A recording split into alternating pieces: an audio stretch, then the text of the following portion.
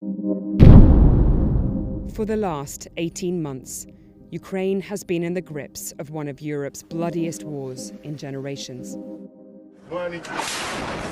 President Zelensky has repeatedly called for the world's help, and now, in a rare interview, the country's first lady, Olena Zeleńska, has stepped forward. Taking us inside the heavily guarded presidential compound, she warns that the biggest threat to democratic world order is indifference to Ukraine's efforts to combat the Russian army. She blasts countries around the world for circumnavigating sanctions. Що зараз агресор переможе, це буде найгірший сценарій для всього людства. Це буде означати, що жодні запобіжники світовій не діють. Це буде означати, що кожен, хто має владу, силу і достатньо фінансової спроможності, може в всьому світі чинити все, що він захоче.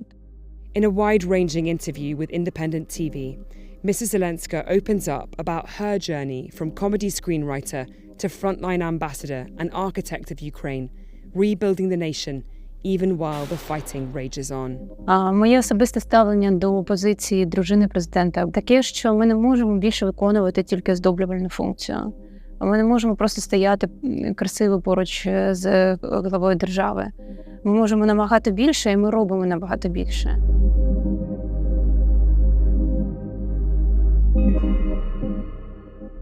The first question I wanted to ask you really was just how are you? How are you doing? Хотілося б сказати добре, але, мабуть, таке слово ніхто не може зараз сказати в Україні, тому що ми всі в напрузі, ми всі в очікуванні перемоги. І більш ніж 500 днів такої нервової напруги, вони даються вже знаки. As you say, we are now 17 months into this war. What is your biggest concern for Ukraine in terms of the international community? Є країни, які просто недооцінюють дійсно загрозу зі сторони Росії. Їм здається, що це далеко від них, але насправді, коли в світі існує такий потужний терорист, почуватися повністю в безпеці не може ніхто. Ми намагаємося втримати весь демократичний баланс в світі, якщо тому санкції і припинення можливостей обходити цих санкцій. Насправді обурює те, що деякі країни продовжують через треті країни вести торгівлю з країною-агресоркою і вважають, що це прийнятно, тому що це важливо для їхнього бізнесу. Я вважаю, що це просто критично неправильно. When you first became First Lady, you pledged to put children at the sort of heart of your work. How has the needs for children changed since the invasion was launched? Просто в дітей вкрадене дитинство. Лише третина шкіл України працює і може приймати дітей. Всі інші діти навчаються онлайн. В проблеми ментального здоров'я втрачають бажання до життя. Це найтрагічніше, що можна бачити, коли дитина відмовляється, не може посміхатися, вона не розмовляє, вона перестає їсти. One of the biggest wounds of the war for Mrs. Zelenska is the forcible transfer of Ukrainian children to Russia. Ukraine says Russia has abducted at least 19,500 children. Of that, only 380 have been found. Is there any hope to be able to get these children back? Do you have any hope that the International Criminal Court's arrest warrants against President Putin and his child ombudsman will have any impact whatsoever? Означає, що світ бачить цей злочин, і світ його не приймає. Світ вважає президента країни-агресора злочинцем. Сподіватися, що це буде мати і практичне втілення. І наші омбудсмени намагаються налагодити міжнародну співпрацю по поверненню наших дітей. Дуже сподіваюся, що ці майданчики спрацюють. Я поки що не можу розповідати деталі, але я знаю, що інші країни будуть залучені до цього процесу. It's been a logistical nightmare. Ukraine says Russia has refused to cooperate. The Ukrainian authorities have no idea how many children are actually missing. Цілими закладами, наприклад, інтернатними закладами, просто саджають цих дітей в автобуси і вивозять в невідомому напрямку. Тобто це, мабуть, один з найжахливіших і найогидніших злочинів цієї війни. Ми нещодавно зустрічалися з 2 дівчинками, яких вдалося врятувати. І це один з щасливих випадків. Це складно собі уявити, як взагалі можна пройти цей шлях і не зламатися. Але, на щастя, зараз вони всі разом. Of course, women have been at the front and centre of this conflict. They're fighting on the front lines. They have travelled abroad to become the breadwinners for families. And my experience of being in the hardest hit areas and the frontline areas, women have suffered some of the cruelest violence. What have you seen and documented in terms of this, and how has that influenced the focus of your work? Такий найжахливіший злочин цієї війни – це сексуальні злочини. І не тільки проти жінок, на жаль, задокументовано Генеральною прокуратурою численні злочини проти чоловіків. The First Lady says that Ukraine is investigating around 100 cases of sexual violence committed by Russian soldiers against Ukrainians. Але ми розуміємо, що цих випадків в сотні разів більше. І основна проблема в тому, що люди бояться говорити, бояться осуду, бояться пліток, бояться, що їхнє життя буде зруйновано. Хтось із них каже, що було б легше, якщо б мене вбили, тому що те, що зі мною сталося, вбиває мене кожного дня і не закінчується ніколи. Це руйнує родини, це накладає страшний відбиток на все життя людини, яка постраждала в цьому злочині. Олена Зеленська did not seek a public political life. She has admitted to advising her husband against running for president and has opened up to struggling with public speaking. Then, in February 2022, President Putin ordered his troops to march on Kyiv, and everything changed. When the invasion happened, you could have left, but you didn't. You could have taken a step back, but you didn't. Just how difficult it has been being in that intense spotlight internationally. Всі страхи всіх людей, всі фобії, всі неприємні моменти, які ми переживали, наприклад, в мирному житті, вони зараз відходять на другий план. Тому те, що я казала, що я не дуже люблю публічних виступів, це не має зараз значення. Last September, in the middle of the war, she launched a humanitarian aid organisation that's rebuilding and rehabilitating swathes of Ukraine. This September, she's bringing First Ladies and First Gentlemen from around the world to Kyiv. Я зрозуміла, що я можу об'єднати, скласти цей пазл тих, хто хоче допомогти, і тих, кому потрібна допомога. Мені здається, що просто говорити, просто виступати на міжнародних майданчиках недостатньо для першої леді. Do you see yourself as a sort of trailblazer in trying to maybe rethink the role of a presidential partner? Моє особисте ставлення до позиції дружини президента або чоловіка президента таке, що ми не можемо більше виконувати тільки оздоблювальну функцію. Ми не можемо просто стояти красиво поруч з главою держави. Ми можемо набагато більше, і ми робимо набагато більше. І я побачила, який відгук це має в нашій ком'юніті. І я бачу, що це надихає моїх колег.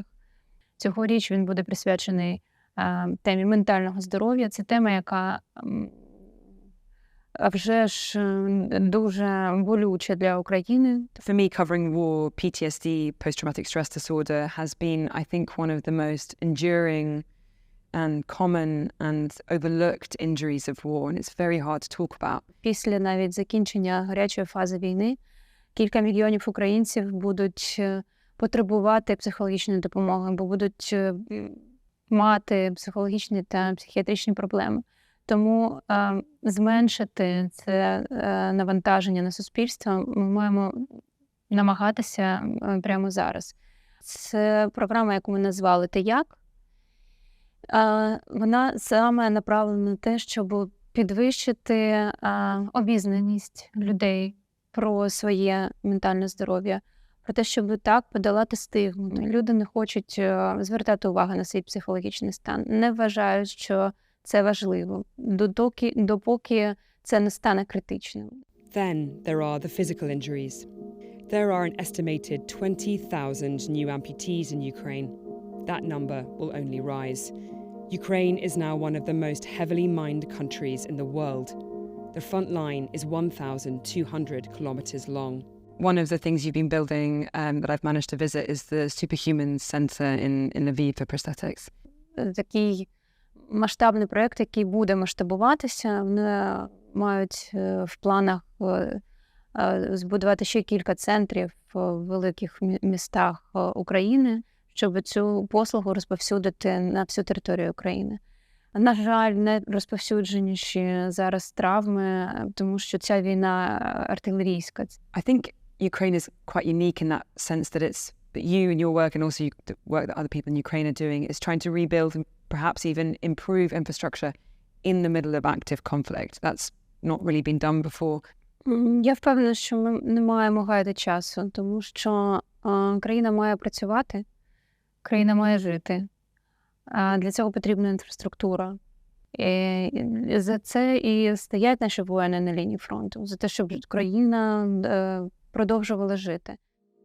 The UN estimates it will cost over $400 billion to reconstruct Ukraine.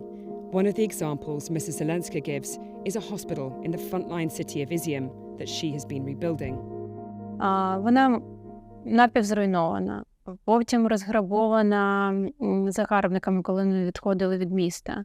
Навколо місцевість замінована, але в місті є люди, і в місто продовжують повертатися люди. Регіон не може жити без лікарні, тому як можна її не відновлювати? Там, де є люди, там мають відбуватися відновлення одразу, як тільки це можливо. You're, of course, the first lady in the middle of a war. It's one of the, I imagine, toughest jobs out there. You also have a family to think about. I know you spoke at the beginning of the war about how you were not able to see your husband and you live separately from him for security reasons. Небагато чого змінилося. Ми так само живемо окремо. Можливо, частіше стали бачитися зараз всі разом, але це також поодинокі випадки. Я про себе можу сказати, що я це витримую, тому що я розумію, що ніхто в цьому не винен в нашій родині.